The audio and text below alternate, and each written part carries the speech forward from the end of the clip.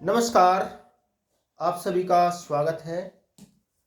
हमारा चैप्टर चल रहा है अल्कोहल, फिनॉल और ईथर, और ये इस चैप्टर की लास्ट वीडियो है।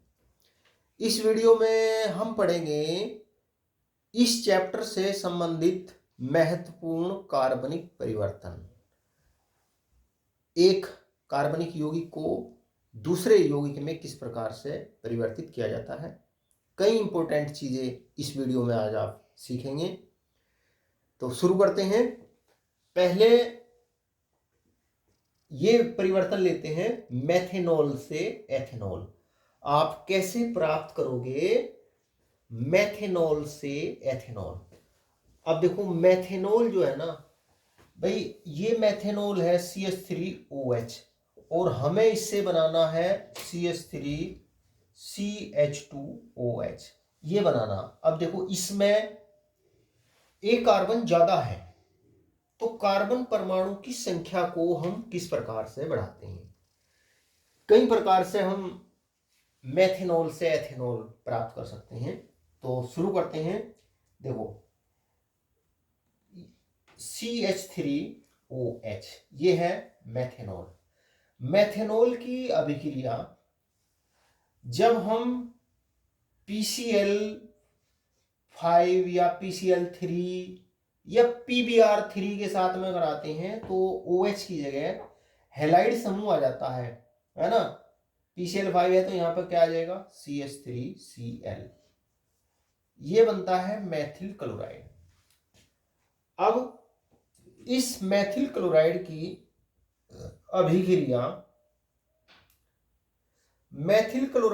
अभिक्रिया जब हम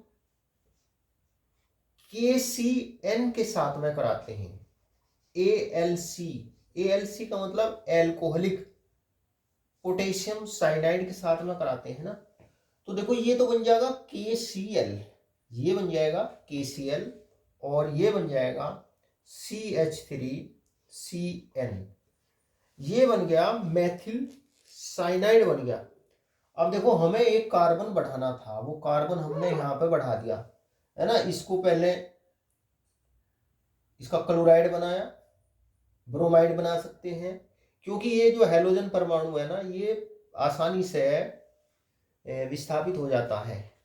अब ये जो मैथिल साइनाइड बनता है, मैथिल साइनाइड से एथेनॉल इस प्रकार से प्राप्त कर सकते हैं। देखो, ये जो मैथिल साइनाइड है, इससे एथेनॉल को हम निम्न प्रकार से प्राप्त कर सकते हैं। अगर हम इसका अपचयन करते हैं, अपचायक पदार्थ कोई भी हम प्रबल अपचायक पदार्थ ले सकते हैं, है ना। जैसे Na ले सकते हैं, C2H5OH ले सकते हैं, लिथियम एल्यूमिनियम हाइड्राइड ले सकते हैं। इन अपचायक पदार्थों से हमें क्या प्राप्त होती है? हाइड्रोजन प्राप्त होती है ना। हाइड्रोजन 4H, ये अभिक्रियाशील हाइड्रोजन प्राप्त होती है। तो ये जो साइनाइड समूह है ना, ये CH2NH2 समूह में कन्वर्ट हो जाता है। ये CH3CH2NH2 इस समूह में ये कन्वर्ट हो जाता है। ये बनती है एथिल एमीन बनती है।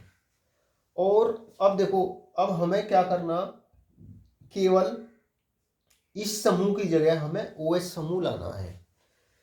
तो एमीन को एल्कोहल में बदलने की एक बहुत ही सामान्य अभिक्रिया है कि जो एमीन होते हैं ना, एमीन की अभिक्रिया जब हम नाइट्रस अम्ल के साथ में कराते हैं, एमीन की अभिक्रिया नाइट्रस अम्ल होता है HNO2, नाइट्रस अम्ल होता है HNO2। इसे इस तरीके से समझो, OHNO2, OHNO, HNO2 को OHNO, इस तरीके से। तो ये NH2 की जगह तो OH समूह आ जाता है, और ये N2 बन जाता है, और ये H2O बन जाता है ना। तो ये इस प्रकार से ये बन जाता है CH3 CH2OH, है ना। और इसमें से क्या निकल जाएगा, N2 निकलेगी, इसमें से H2O निकलेगा, तो ये बन जाता है एथेनॉल।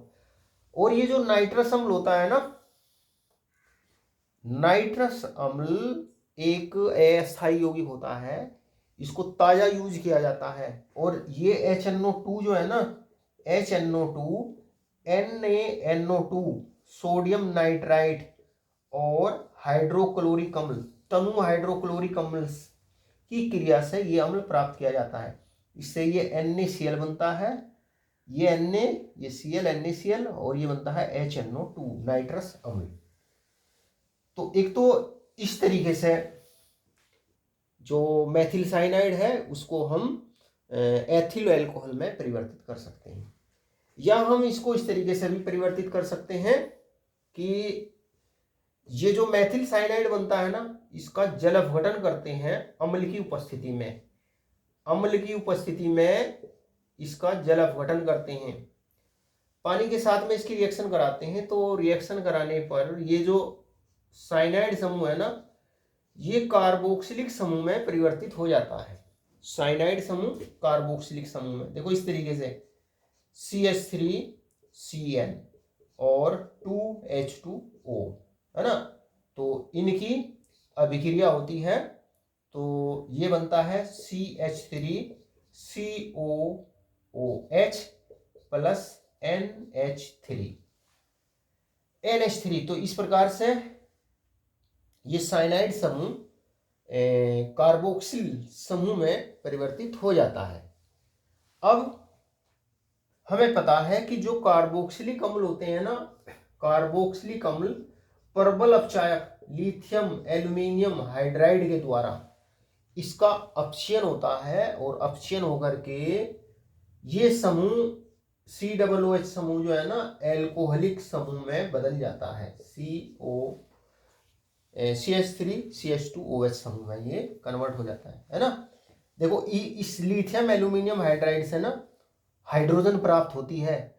हाइड्रोजन जो होती है ना, यहां से देखो जैसे ये है ना CH3COOH, हाइड्रोजन इसके साथ में अभिक्रिया करती है, तो ये बनता है CH3, ये CH2OH, और एक O पानी बन जाएगा H2O। ये अभिक्रिया इस प्रकार से होती है ना। इससे हमें क्या प्राप्त होती है, हाइड्रोजन प्राप्त होती है। तो इस तरीके से देखो मेथेनॉल को एथेनॉल में परिवर्तित करते हैं। अच्छा, एक तरीका और भी है, हमें पहले तो कार्बन बढ़ाना पड़ेगा। एक तरीका और भी है, तरीका ये है कि ये जो मेथिल क्लोराइड बनता है, चाहे कोई सा भी हैलाइड हो, चाहे ब्रोमाइड हो, चाहे आयोडाइड हो, है ना, इसकी अभिक्रिया मैग्नीशियम के साथ में कराते हैं। मैग्नीशियम के साथ में कराने पर ग्रिग्नियर अभिकर्मक बनता है, हमें मालूम है। ईथर माध्यम में कराते हैं तो ये बनता है CH3MgCl, ग्रिग्नियर अभिकर्मक बनता है।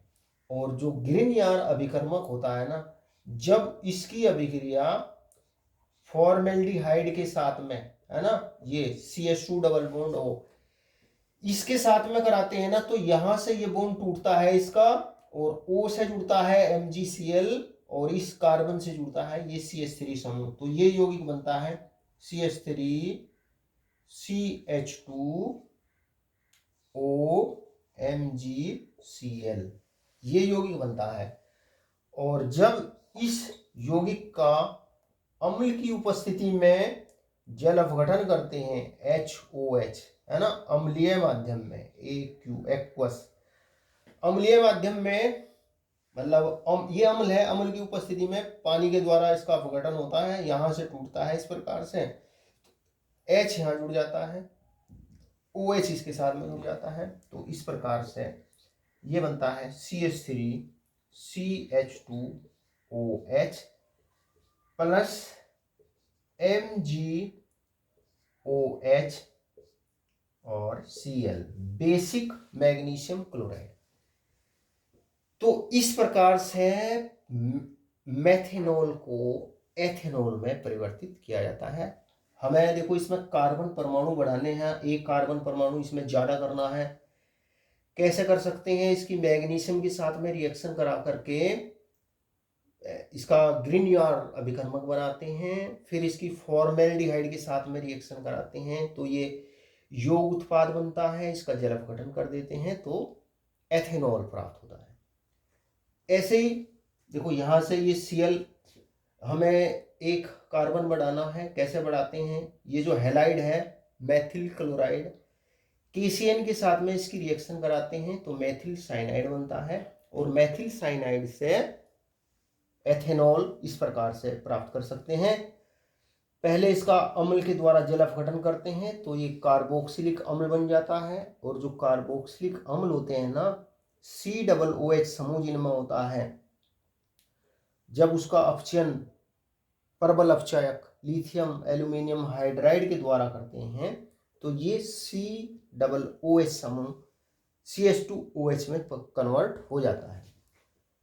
ये जो साइनाइड समूह है जब इसका अपचयन करते हैं, अपचयन करने पर ये CH2NH2 एमीन में परिवर्तित हो जाता है और जो एमीन होते हैं वो नाइट्रस अम्ल के द्वारा उनका NH2 समूह OH में परिवर्तित हो जाता है, अर्थात एथेनॉल प्राप्त होता है।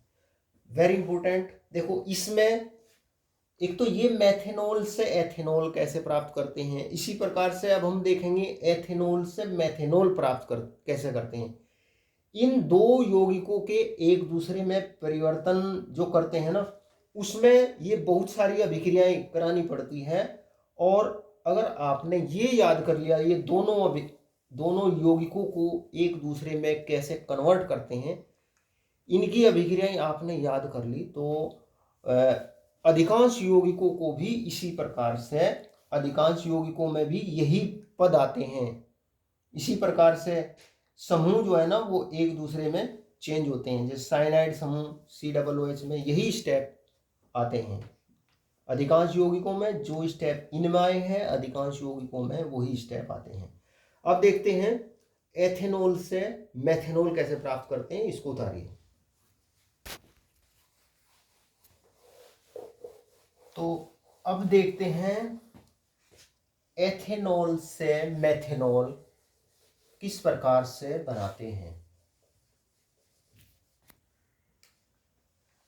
एथेनॉल से मेथेनॉल, देखो जो एथेनॉल होता है इसमें एक कार्बन ज्यादा होता है मेथेनॉल से, तो हमें एक कार्बन कम करना, किस तरीके से करेंगे? हम इस प्रकार से करते हैं। देखो ये जो मेथेनॉल होता है CH3CH2OH, मेथेनॉल का जब हम करते हैं ऑक्सीकरण, ऑक्सीडेशन करते हैं, और ऑक्सीकारक पदार्थ हो सकता है जैसे sodium dichromate Na2Cr2O7 plus H2SO4, अम्लीय सोडियम डाइक्रोमेट, या K2 या करते हैं KMnO4 के द्वारा, अम्लीय KMnO4 के द्वारा, KMnO4 प्लस H2SO4, इनके द्वारा, ये ऑक्सीकारक पदार्थ होते हैं, इनके द्वारा इसका ऑक्सीकरण करते हैं एल्कोहल का, है ना। तो यहाँ पर ऑक्सीकारक पदार्थ ले लेते हैं कोई सा भी, है ना, लिख लो ऊपर अम्लीय Na2Cr2O7, सोडियम डाइक्रोमेट या पोटेशियम डाइक्रोमेट ले सकते हैं, KMnO4 ले सकते हैं अम्लीय। तो हमें मालूम है ऑक्सीडेशन करने पर ये जो एल्कोहलिक समूह होता है ये एल्डिहाइड समूह में इसका ऑक्सीकरण हो जाता है। H2 यहाँ से H2O के साथ में ये पानी बना लेगा H2O, तो ये बचेगा CHO, तो ये बन जाता है एसिटल्डिहाइड CH3CH3CHO, ये बन गया एल्डिहाइड।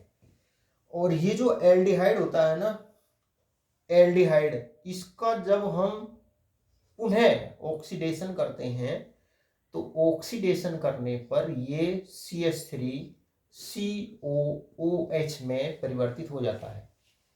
ये कार्बोक्सिलिक अम्ल में परिवर्तित हो जाता है। अब इस कार्बोक्सिलिक अम्ल से हमको ये बनाना है मेथेनॉल। इसमें कार्बन हमें कम करना है, तो कैसे कम करेंगे, इसकी अभिक्रिया कराते हैं अमोनिया के साथ में, NH3 के साथ में। तो अमोनिया के साथ में रिएक्शन कराएंगे तो ये यहाँ पर हो जाएगा NH4, तो ये बन जाएगा CH3CONH4 NH4। तो ये यौगिक बन जाता है अमोनियम एसीटेट। अमोनियम एसीटेट बन गया। अब ये जो अमोनियम एसीटेट होता है ना, जब इसे गर्म करते हैं, गर्म करने पर इसमें से पानी निकलता है -H2O, तो ये बनता है एसीटेमाइड CH3COONH, इसमें से निकल गया तो ये बनता है CH3CONH2, ये बनता है एसीटेमाइड। एसीटेमाइड की अभिक्रिया जब हम इसकी हॉफमोन ब्रोमोएमाइड अभिक्रिया कराते हैं। हॉफमोन ब्रोमोएमाइड अभिक्रिया क्या होती है, इसकी ब्रोमीन और KOH विलयन के साथ में रिएक्शन कराते हैं, तो रिएक्शन कराने पर ये जो CO समूह है ना, ये यहां से हट जाता है और ये एमीन प्राप्त होती है CH3NH2, ये मैथिल एमीन प्राप्त होती है। अब देखो, अब क्या बचा, केवल OH समूह लाना है इसकी जगह, और हमें पता है कि जो एमीन होते हैं, एमीन की अभिक्रिया जब HNO2 के साथ में कराते हैं, नाइट्रस अम्ल के साथ में कराते हैं, तो यहाँ पर OH समूह आ जाता है और ये बनता है CH3OH, है ना, मैथिल एल्कोहल। देखो मैंने अभी बताई थी आपको, एमीन HNO2 के साथ में कैसे रिएक्शन करते हैं। HNO2 को OHNO इस प्रकार से लिखिए, तो ये OH समूह NH2 की जगह रख दीजिए, यानी कि देखो ये हो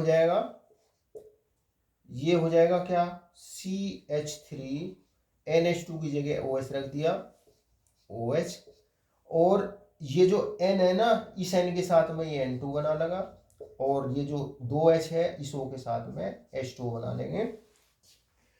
तो इस प्रकार से ये एमीन मेथेनॉल में परिवर्तित हो जाती है। तो एक तो इस प्रकार से प्राप्त कर सकते हैं, एक इस प्रकार से प्राप्त कर सकते हैं, देखो ये जो एसिटिक अम्ल बना, इसकी अभिक्रिया N3H, ये होता है हाइड्रोजोइक अम्ल, N3H, NH3 नहीं, N3H हाइड्रोजोइक अम्ल के साथ में कराते हैं, H2SO4 कंसंट्रेट के साथ में रिएक्शन कराते हैं, तो ये COOH समूह जो है ना, सीधे NH2 समूह में COOH की जगह NH2 समूह आ जाता है, CH3NH2, है ना, एमीन बन जाती है। और हमें पता है एमीन को OH में कैसे परिवर्तित करते हैं, HNO2 के साथ में रिएक्शन कराते हैं, तो ये बन जाता है CH3OH, है ना। तो इस प्रकार से जो हमारा एथेनॉल होता है ना, उसमें से हम कार्बन कम करते हैं। अब देखो ये रिएक्शन कहलाती है स्मिट अभिक्रिया। स्मिट अभिक्रिया, जो कार्बोक्सिलिक अम्ल होते हैं ना, ये कार्बोक्सिलिक अम्ल जब इसकी हाइड्रोजोइक अम्ल के साथ में रिएक्शन कराते हैं, तो COOH समूह, कार्बोक्सिल समूह की जगह ये एमिनो समूह आ जाता है, और इसमें से निकल जाती है CO2 निकलेगी, कार्बन डाइऑक्साइड निकलती है, और N2 निकलती है। ये अभिक्रिया कहलाती है स्मिट अभिक्रिया कि जो कार्बोक्सिलिक अम्ल होते हैं ना, सांद्र H2SO4 की उपस्थिति में हाइड्रोजोइक अम्ल के साथ में अभिक्रिया कराने पर वो एमीन में परिवर्तित हो जाते हैं। तो इस प्रकार से एथेनॉल जो है मेथेनॉल में परिवर्तित होता है। तो प्यारे विद्यार्थियों, देखो एथेनॉल से मैथेनॉल और मैथेनॉल से एथेनॉल, इन दो यौगिकों की ये जो अभिक्रियाएं मैंने आपको बताई, इनको आप अच्छी तरीके से आप इनको याद कर लीजिए। बाकी अन्य यौगिकों के परिवर्तन में भी यही स्टेप, अधिकांशतः यही स्टेप दोहराए जाते हैं। नोट करिए इसको। यस, अब अगला परिवर्तन देखते हैं, कैसे प्राप्त करोगे एथेनॉल से, कैसे प्राप्त करोगे क्लोरोफॉर्म, क्लोरोफॉर्म व आयोडोफॉर्म, क्लोरोफॉर्म व आयोडोफॉर्म कैसे प्राप्त करेंगे। वेरी इंपोर्टेंट रिएक्शन है।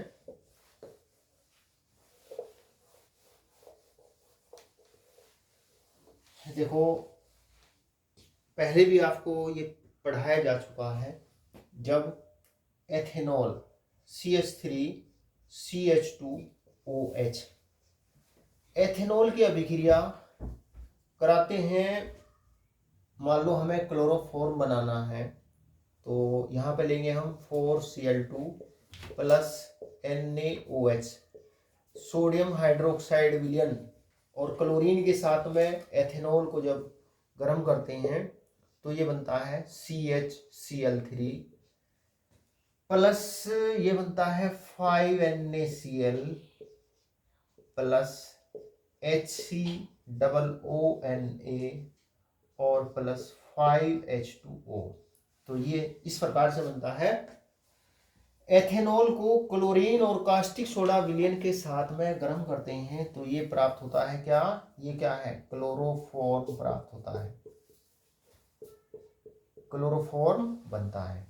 और ये क्या है, सोडियम फॉर्मेट, है ना। और अगर आयोडोफॉर्म बनाना हो तो यहाँ पर आयोडीन लेते हैं, I2 लेते हैं, क्लोरीन की जगह I2, तो यहाँ हो जाएगा CHI3, यहाँ NaI, तो ये बन जाएगा फिर आयोडोफॉर्म। वेरी इंपोर्टेंट अभिक्रिया। अब देखते हैं एथेनॉल से एसिटिक एनहाइड्राइड कैसे प्राप्त करते हैं। एथेनॉल से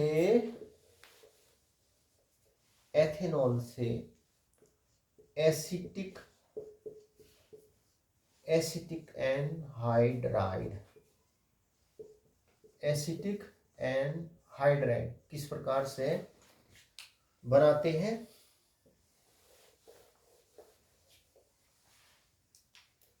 देखो, एथेनॉल ये होता है CH3CH2OH, ये एथेनॉल हमें बनाना है एसिटिक एनहाइड्राइड, तो हम इसका पहले करते हैं ऑक्सीडेशन ऑक्सीकारक के द्वारा करते हैं, जैसे KMnO4, अम्लीय KMnO4, है ना, या K2Cr2O7 या ये अम्लीय KMnO4, या सोडियम डाइक्रोमेट Na2Cr2O7 और अम्ल के द्वारा। तो ये जो एल्कोहलिक समूह है ना, ये एल्डिहाइड समूह में बदल जाता है और ये बन जाता है CH3CHO, एल्डिहाइड बनता है, एसिटाल्डिहाइड। इसका फिर से ऑक्सीकरण होता है तो ये CHO समूह COOH में कन्वर्ट हो जाता है, तो ये बन जाता है CH3COOH, है ना, ये बनता है एसिटिकम। और जब इसको फास्फोरस पेंटा ऑक्साइड, एक निर्जलीय कारक होता है, इसके साथ में गर्म करते हैं ना, तो ये बनता है CH3CO का होल ट्वाइस O, ये बनता है वो एसिटिक एनहाइड्राइड। देखो अभिक्रिया क्या होती है, इस तरीके से होती है, CH3COOH CH3COOH, एसिटिक अम्ल के दो अणुओं में से जल का एक अणु निकल जाता है, तो ये यौगिक बनता है, देखो CH3CO, ऐसे ये CH3CO और ये CH3CO, एक CH3CO और ये इस O से दोनों समूह जुड़ जाते हैं, ये यौगिक यही है, इसको इस तरीके से भी लिखते हैं, तो ये बनता है एसिटिक एनहाइड्राइड। नोट करो इसे। अब अगला महत्वपूर्ण परिवर्तन देखते हैं, एसिटिलीन से एथेनॉल। Very important. एसिटिलीन से एथेनॉल। एसिटिलीन से एथेनॉल किस प्रकार से बनाते हैं? और देखो, एसिटिलीन से एथेनॉल जो है ना, ये औद्योगिक निर्माण की विधि भी है एथेनॉल बनाने की। किस प्रकार से बनाते हैं? देखो, जो एसिटिलीन गैस होती है, CH triple bond CH, acetylene gas को जब मर्क्यूरिक आयनों की उपस्थिति में H2SO4 तनु डाइल्यूट H2SO4 के विलयन में 60 डिग्री सेल्सियस पर प्रवाहित करते हैं, तो ये यौगिक जो है एसिटिलीन, ये एसिटल्डिहाइड में कन्वर्ट हो जाता है, CH3 CHO में ये बदल जाता है।